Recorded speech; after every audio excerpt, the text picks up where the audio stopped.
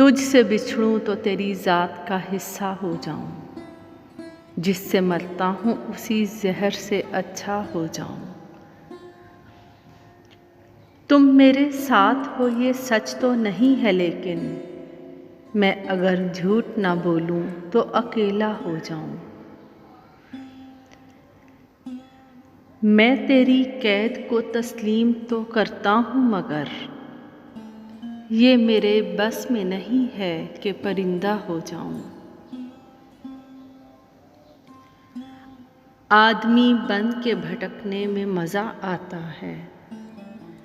मैंने सोचा ही नहीं था कि फरिश्ता हो जाऊं।